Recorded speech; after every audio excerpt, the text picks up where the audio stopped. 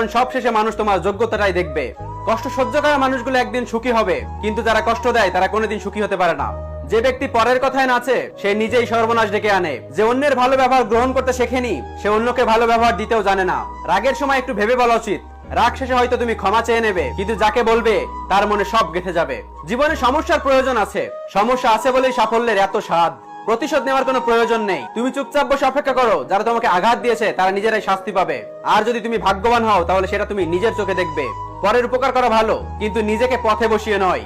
বিশ্বাস আর নিঃশ্বাস হারিয়ে গেলে ফিরে আসে না। সম্মান আর ভালোবাসা অর্জন করে নিতে হয়। মেঘ আর কুকুর দুটোই আপন মনে রাখে। বাচ্চার দুশ্চিন্তা দুটোই সময়ের সাথে বাড়ে। জিরাফ আর অসুখের রাত দুটোই বেশ লম্বা। হাঁস আর প্রতিবেশী দুটোই অকারণে প্যাক দেয়। মানুষ আর সমুদ্র দুজনের জীবনে জোয়ার এবং ভাটা আছে। হিংসা মানুষের অনেকটা নিচে নামিয়ে দেয়, এতটাই নিচে যখন মানুষের মধ্যে মনুষ্যবোধ জিনিসটা থাকে না।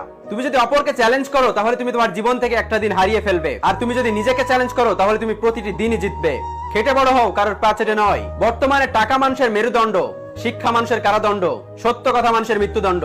অল্পতে সন্তুষ্ট থাকুন, দেখবেন জীবন সুন্দর হবে। ধৈর্য হলো পৃথিবীর সব থেকে শক্তিশালী যোদ্ধা। সব মেঘে বৃষ্টি হয় না, কিছু মেঘ গুমড়ে মরে। বাইরে যে হাসতে মাত্র ভিতরে তার কান্না করে। সব ঠিক হয়ে যাবে এসব বলে সমস্যাকে এড়িয়ে যাওয়ার নামই হয়তো ম্যাচিউরিটি। অভাব, অনটন ও দুঃখ প্রতিভার বিরাট শত্রু। পুরনো বন্ধু হলো সোনা, নতুন বন্ধু হলো হিরে। তাই বলে নতুন বন্ধুকে পেয়ে পুরনো বন্ধুকে ভুলে যেও না। মনে রেখো, সোনা দিয়ে আংটিতেই হিরেকেই ধরে রাখতে হয়। শিক্ষা মানুষকে আলোকিত করে, আবেগ মানুষকে নষ্ট করে।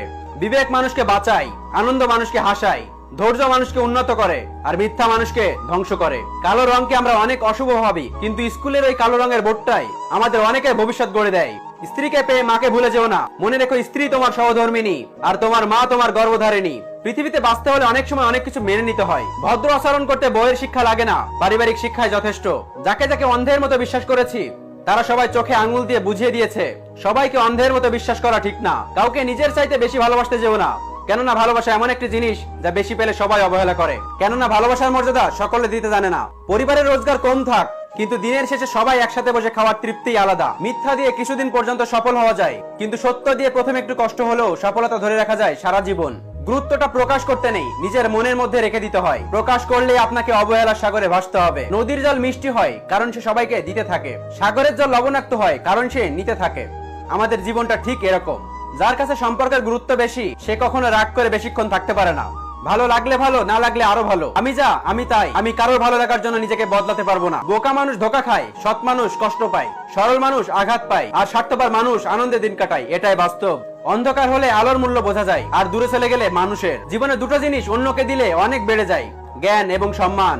অথচ মানুষ এই দুটো জিনিস অন্যকে দিতে গিয়ে অনেক দ্বিধাবোধ করে। মাঝে মাঝে কষ্ট করে হলেও একা চলতে শিখতে হয়, কারণ যাকে ছাড়া আপনি চলতে পারবেন না, বাঁচতে পারবেন না ভাবছেন, সে কিন্তু আপনাকে ছাড়া ঠিকই বেঁচে আছে এবং চলছে।